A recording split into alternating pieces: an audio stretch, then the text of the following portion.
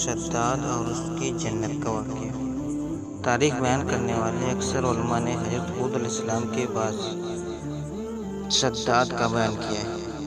ان کی موجودگی میں یہ واقعہ بیان کیا گیا ہے کہ تاکہ ایمان والے اسے سن کر سبق حاصل کر سکیں اور خدا کی قدرتوں کا نظارہ دیکھنے سے لوگوں کو نصیحت ہو۔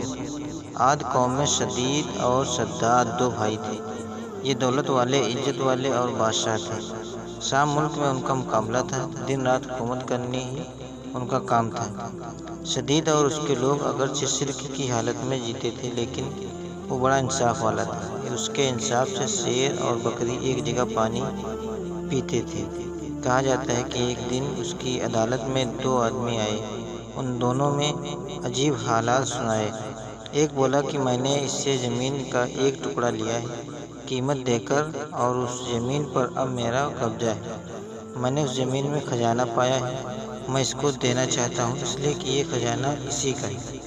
دوسرا بولا میں نے زمین بیچی ہے اس لیے اس میں جو کچھ ہے سب اسی کا ہے، اس لیے خزانہ بھی اسی کا ہے۔ اب اسے لینا چاہیے لیکن یہ ہیلا بہانہ کیوں کرتا ہے، سمجھ میں نہیں آتا۔ شدید نے پوچھا کہ تم دونوں کی کوئی اولاد بھی ہے؟ انہوں نے کہا ہاں ہے، ایک کے پاس بیٹی اور ایک کے پاس بیٹا۔ شدید نے حکم کیا کہ ان دونوں کا نکاح آپس میں کر کے یہ مال ان دونوں کو دے دیا جائے۔ اس طرح شدید نے ایک ایسا فیصلہ کیا کہ جو سب کے لیے قابل قبول تھا اور اس کے انصاف کا جو نام ہوا وہ الگ۔ حضرت ہود علیہ السلام نے شدید کو ایمان کی دعوت دی لیکن اس نے سب کچھ ہونے کے بعد بھی اس پر دھیان نہ دیا اور شرک کی حالت میں ہی مر گیا۔ اس کے بعد شداد گدی پر بیٹھا۔ حضرت ہود علیہ السلام نے اس کو بھی ایمان لانے کے لیے کہا۔ وہ بولا اگر میں نے تمہارا دین اپنا لیا تو مجھے کیا فائدہ ہوگا؟ حضرت ہود علیہ السلام نے فرمایا کہ اللہ تعالیٰ تمہیں اس کے بدلے میں ہمیشہ ہمیشہ جنت دے گا اور تم پر اپنی رحمت اور مہربانی کرے گا۔ شداد بولا کہ میں بھی جنت بناؤں گا اور دن رات وہاں عیش سے رہوں گا۔ پھر شداد نے جنت بنانے کا مضبوط ارادہ کر لیا۔ اس نے ملک کے کونے کونے میں عالموں کے پاس پیغام بھیجا۔ انہوں نے حکم کے مطابق سونا چاندی ہیرے جواہرات بھیجے اور حکم دیا کہ جتنے مشک، عنبر اور موارد اس کے ہاتھ آئے وہ سب جمع کر کے اس کے پاس لایا جائے۔ ہر طرح کا سامان جمع کرنے کے بعد اس نے ایک خوبصورت اور منموہک جگہ کی تلاش شروع کی اور اسے وہ جگہ بھی مل گئی۔ وہ ایسی جگہ تھی کہ جہاں کی ہوا بھی جنت کی ہوا کی طرح خوشبودار تھی۔ اس نے اس جگہ پر تمام ہیرے جواہرات جمع کرائے، بڑے بڑے تیز قسم کے کاریگر بلوائے اور عمارت کی مضبوط سے مضبوط نیو ڈلوانا شروع کر دیا۔ اس کی دیواروں کی لمبائی لوگوں کی سوچ سے زیادہ اونچی تھی اور چوڑائی اس کے کاریگروں کے حساب سے اس وقت کی سب سے چوڑی تھی۔ دیواریں آسمان کو چھوتی تھیں اور اس کی چمک دمک چاند سورج سے بھی زیادہ تھی۔ جب سے دنیا قائم ہوئی ایسا مکان کہیں نہیں بنا تھا۔ دیواریں اس کی سونے چاندی اینٹوں سے بنائی گئی تھی، چھت اس کی سونے کے پتوں سے سجائی گئی تھی، اس کے ستون خوبصورت بلور سے مضبوط کیے گئے تھے، ہر چیز بہترین طریقے سے سجائی گئی۔ وہاں کی نہروں میں ریت کے بجائے انمول موتی بچھائے گئے اور اس کے پیڑوں کو سرخ سونے کے پھلوں سے لاد کر مشک اور عنبر کی خوشبو سے بھر دیا گیا۔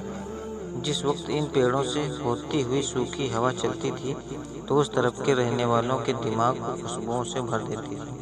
شداد نے زمین پر مٹی کے بجائے مشک و عنبر بچھوایا۔ اس کے محلوں کے چاروں طرف لال سونے سے ترتیب دے کر سجایا گیا۔ صرف اتنا ہی نہیں کہ دکھاوے کے لیے اس کو بنوایا تھا بلکہ اس میں رہنے کے لیے اپنے من پسند معشوقوں اور پریوں کو بھی اکٹھا کر دیا۔ یہ باغ اور محل 12 سال کی مدت میں مکمل ہوا۔ اس میں پوری دنیا کے جواہرات لگ گئے۔ جب یہ بن کر پورا ہو گیا تو شداد کو خبر دی گئی کہ اس کی جنت تیار ہے۔ شداد کی خوشی کا ٹھکانہ نہ تھا۔ ایک بڑی فوج لے کر اس محل اور جنت کو دیکھنے کے لیے چلا۔ وہ اپنی جنت کو دیکھنے کے لیے جا ہی رہا تھا کہ اس نے راستے میں ایک ہرن کو دیکھا۔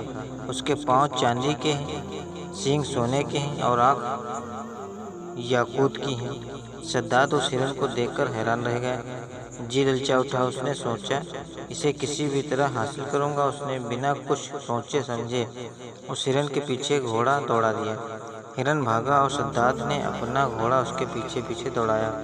یہ دوڑ بہت دور تک چلی، یہاں تک کہ شداد کی فوج بہت پیچھے رہ گئی۔ پھر اسے ایک ڈراؤنے قسم کا گھڑ سوار ملا۔ اس نے شداد سے کہا کہ کیا اس عمارت جسے تو جنت کہتا ہے اسے بنانے سے تجھے سکون مل گیا؟ شداد اس گھڑ سوار کے یہ الفاظ سن کر کانپ گیا۔ پوچھا تم کون ہو؟ گھڑ سوار بولا میں موت کا فرشتہ ہوں۔